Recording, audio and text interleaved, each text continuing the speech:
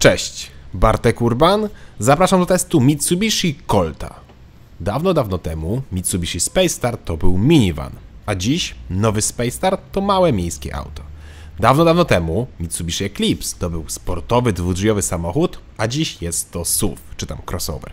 Dawno temu Mitsubishi Colt to był miejski samochód klasy C oraz B, a dzisiaj jest to też miejski samochód klasy B. I nowego Colta mogliście już gdzieś widzieć, bo tak naprawdę jest to nowe Renault Clio, tylko z innymi emblematami. W zasadzie to z przodu mamy znaczek, który nawet dobrze pasuje do tych chromowanych elementów na grillu, natomiast z tyłu mamy przeogromny napis Mitsubishi. Tak jakby ktoś miał wątpliwości, jaki to jest samochód. Światło do jazdy dziennej też zostały delikatnie zmienione względem Clio. Czyli Colt, podobnie jak i Clio, to ładny miejski samochód, który może się podobać. Ma dobre proporcje, jest ładnie narysowany i ma prawdziwy wydech.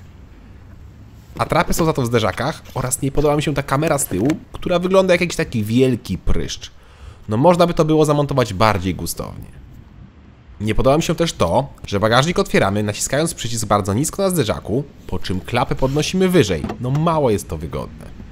A skoro już jesteśmy przy bagażniku, to ten ma pojemność 391 litrów w zwykłych wersjach lub 300 litrów w odmianie hybrydowej. Kufer, jak widzicie, ma wysoki próg załadunkowy oraz drugie dno, a pod spodem jest jeszcze miejsce na koło zapasowe lub, tak jak w moim przypadku, na zestaw naprawczy. W bagażniku znalazłem też dwa haczyki na zakupy, a z racji, że kufer jest dość krótki, to z tego poziomu możemy położyć tylną kanapę. Ta po złożeniu nie da nam płaskiej powierzchni.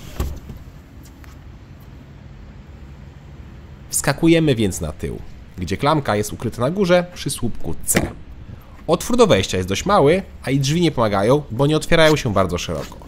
Po zajęciu miejsca okazuje się, że moje 186 cm to nieco za dużo i głową dotykam dachu.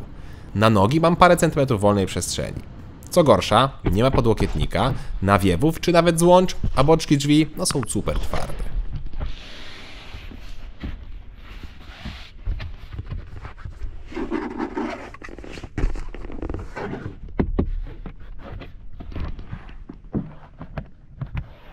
Wskakujemy więc naprzód. Tutaj jest dużo wygodniej, a fotel i kierownica są regulowane manualnie. Łatwo tu przyjąć wygodną pozycję, a sam fotel nie męczy nawet w trasie. Miło, że z przodu fotel pasażera ma złącze Isofix, więc Colt może mieć łącznie wpięte 3 foteliki pod Isofix. Pora na deskę rozdzielczą. I tutaj ponownie, jedyna zmiana względem Clio to emblemat z 3 diamentami i to wszystko. Mamy więc w miarę ładne i czytelne cyfrowe zegary, duży pionowy ekran oraz fizyczne przyciski od klimy czy od audio.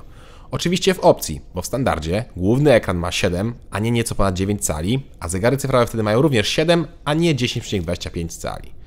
Cyfrowe zegary naprawdę wyglądają dobrze, mają kilka różnych widoków, a także rozbudowany komputer pokładowy z możliwością włączenia tu nawigacji, mediów czy danych podróży.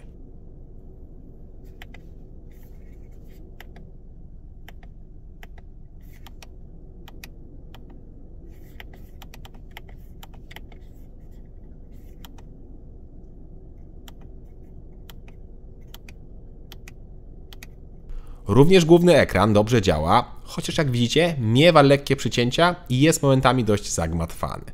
Na szczęście po kilku dniach odnajdujemy się już tam dosyć szybko.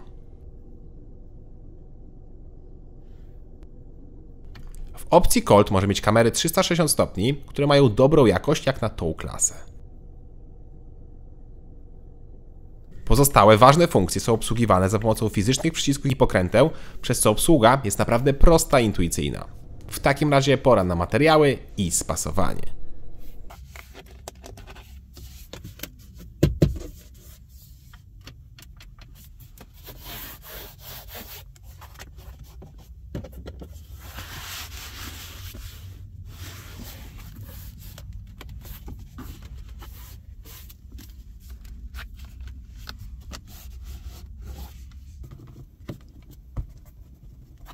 Poziom Clio, czyli jest twardawo, czasem coś tam lekko zaskrzypi, ale ogólnie nie jest źle.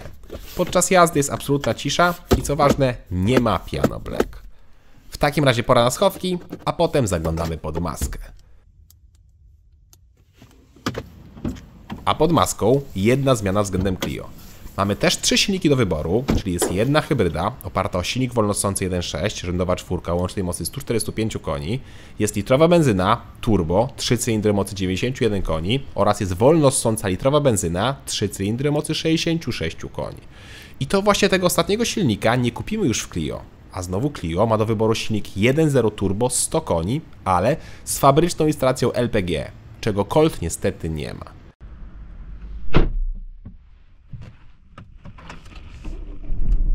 Ja do testu wybrałem wariant z turbo, czyli 1 litr pojemności, 3 cylindry i 91 koni.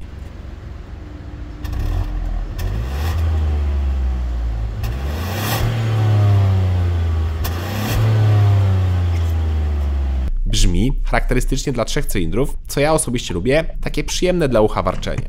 Niestety, ale silnik aż tak dobrej kultury nie ma. Po odpaleniu na zimno brzydko pracuje, a auto wpada w lekkie wibracje. Niestety są to częste cechy konstrukcji 3-cylindrowych.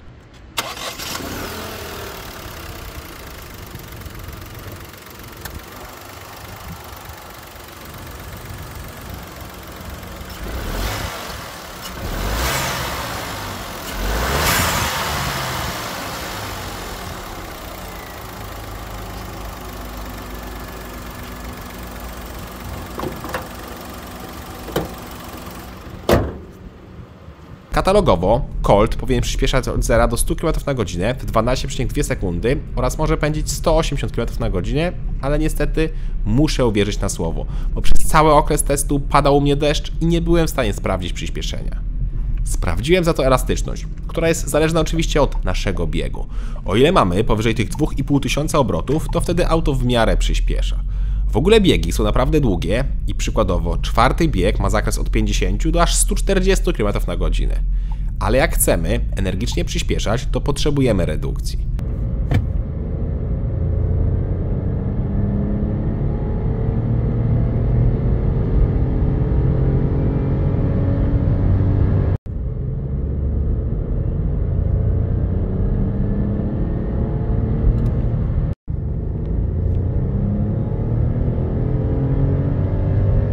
Nie jest to demon prędkości, ale też nie można mówić, że jest to muł. Do miasta, czy nawet jako trasa, to w zupełności wystarczy.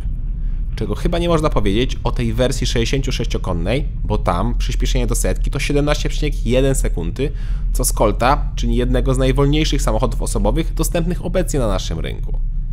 Dlatego uważam, że te 91 koni to jest idealne do tego samochodu. Zwłaszcza, że auto też odwdzięcza się nie za wysokim zużyciem paliwa, bo w mieście da się zrobić około 6 litrów. Średnio miałem właśnie od 6 do 7 litrów. Na trasie przy 120 jest to około 6,3 litra, a przy 140 8,3. Przy 120 obroty to 2600, a przy 140 3100, co powoduje, że przy tej prędkości zaczyna się już robić głośno. Bak paliwa ma 42 litry. Pod względem prowadzenia jest dobrze, auto jest w miarę komfortowe, ale i zawias jest sprężysty. To takie typowe miejskie auto, no nie ma się tu czego przyczepić. Pora więc sprawdzić, czy do ceny trzeba się przyczepić. Podstawowy Colt kosztuje 73 000 zł, czyli o 1300 zł mniej niż Clio. Z tym, że Colt ma ten wolnossący silnik 1.0 o mocy 66 koni, a Clio ma silnik turbo 90 koni. Jak popatrzymy na cennik za silnik 90 koni w Colcie, to jego cena zaczyna się od niemal 88 000 zł, czyli o ponad 12 000 zł drożej niż Clio. Ogromna różnica, ale jest też pewna różnica w dodatkach. Jak doklikamy podobne wyposażenie do Clio, to różnica w cenie to około 4000 zł, ale wciąż na korzyść Clio. Naprawdę dziwna polityka. To, czym Colt może zachęcić, to fakt, że ma 5-letnią gwarancję, a Clio ma 2-letnią, oraz fakt, że jest to Mitsubishi. Tak, klienci przywiązani do marki będą woleli Colta niż Clio. Zresztą istnieje takie przeświadczenie, że japońskie samochody są lepsze niż francuskie. Ja osobiście nie mam żadnych poglądów i ja bym po prostu kupił tańszy pojazd. A zarówno Clio, jak i Colt to naprawdę dobre miejskie samochody. Cześć!